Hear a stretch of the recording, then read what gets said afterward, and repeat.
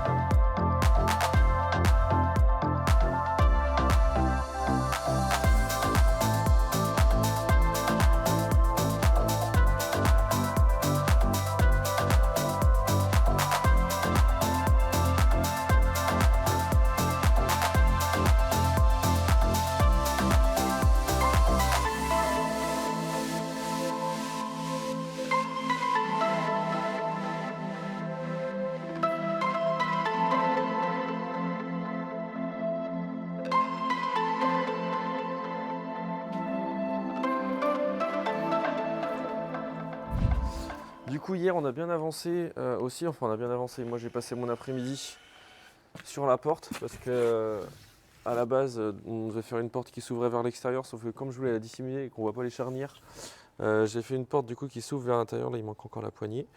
Mais je suis plutôt content du résultat, ça rend plutôt bien et en fait quand on ferme la porte, en fait c'est les deux, le bardage qui vient s'enclencher l'un dans l'autre, ce qui fait qu'on voit vraiment pas du tout la porte une fois que c'est fermé, à part forcément la ligne horizontale ici, la découpe horizontale, on n'a pas trop le choix. Et ce matin du coup là l'objectif de la journée ça va être de terminer toutes les structures de la jardinière et de la terrasse. Donc hier on a réglé toute la terrasse qu'on a posée sur des dalles, donc ce qui fait que toute la structure repose sur à peu près 2 cm de plot, donc elle n'est pas au contact direct du béton. Et en fait sur toute cette zone-ci, là ce matin je vais venir construire le baldaquin qui va être surélevé de à peu près 20 cm.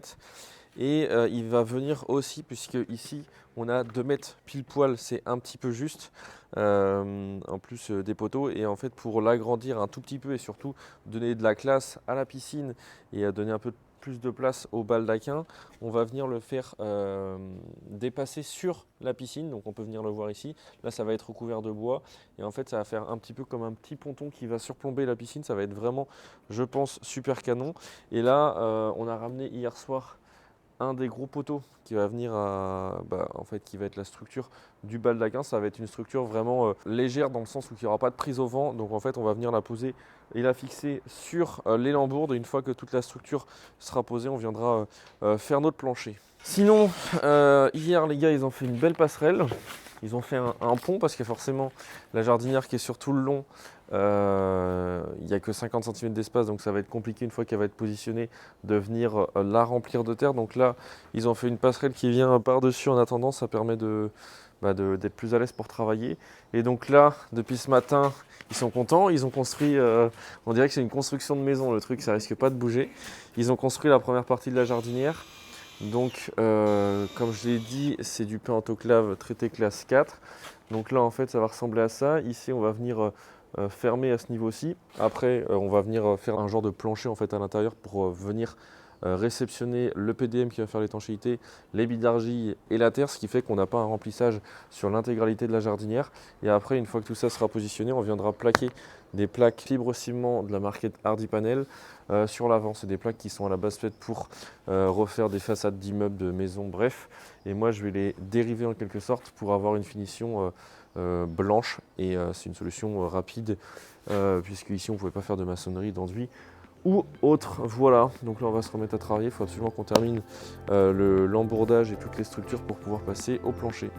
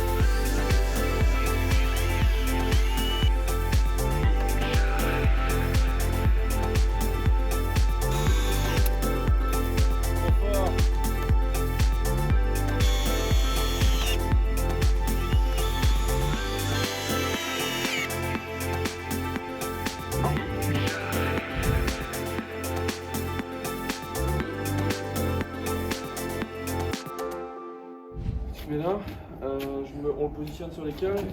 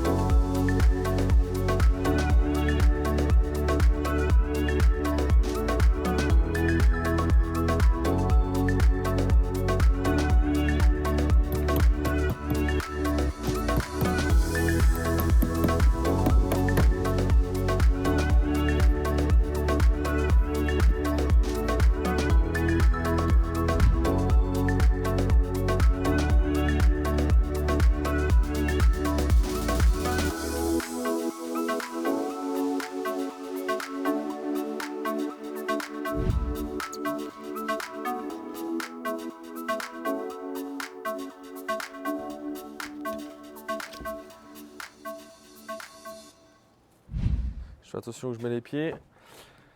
Bon, ça y est, du coup, le PDM est posé, la jardinière est faite. Donc ça, c'est une bonne chose de faite. Je suis content parce que c'était pas forcément évident d'étendre le PDM, qui est une matière assez caoutchouteuse, on va dire, vu que c'est du caoutchouc. Donc en fait, comment on a procédé, c'est simple. On a fixé des planches qu'on a laissées avec des espaces pour que ça puisse quand même respirer.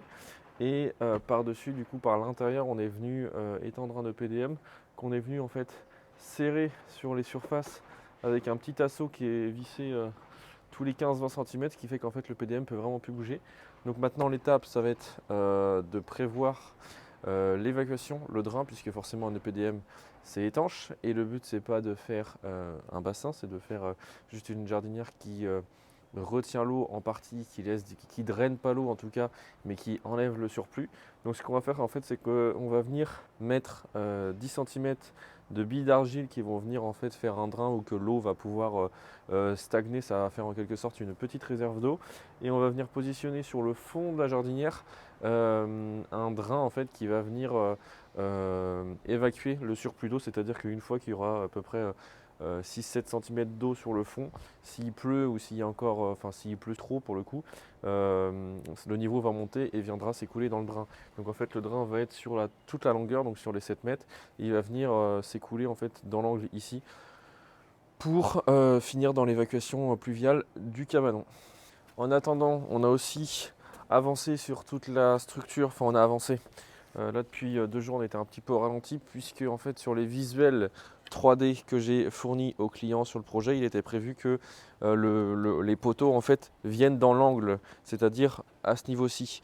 Sauf que moi en fait en tête j'avais vraiment prévu de faire un lit baldaquin. C'est vrai que sur les visuels ça venait dans l'angle, on n'avait pas fait trop de précision sur le visuel. En fait, si ça vient vraiment dans l'angle de la piscine, on va plus avoir l'impression d'avoir une pergola qu'un lit baldaquin. Et c'est pas ce que je voulais. Et c'est surtout qu'en fait, c'était important pour moi de faire un débordement sur la piscine. Donc comme ici, de façon à ce qu'on ait l'impression que le baldaquin surplombe la piscine. Et si on était venu le faire à ce niveau-ci, ça aurait simplement réduit la longueur de la piscine et on n'aurait pas eu cette impression de surplomber la piscine. Ceci dit, les clients au début ils n'avaient pas forcément compris ça puisqu'ils s'étaient fiés au visuel, donc il leur a fallu un petit week-end pour y réfléchir et ils me font confiance, donc on va rester sur ça. Mais c'est pour ça qu'on avait mis la structure du baldaquin en attente. Donc là en fait on avait simplement mis une arche, là on va pouvoir reprendre, on va mettre la deuxième arche et une fois qu'on aura installé la deuxième arche, on va pouvoir enfin commencer à poser le plancher parce qu'elle a marché sur les traverses depuis une semaine, c'est franchement pas très agréable. Il nous a fait des belles tranchées pour l'arrosage automatique. C'est franchement pas un temps pour faire de l'arrosage pourtant.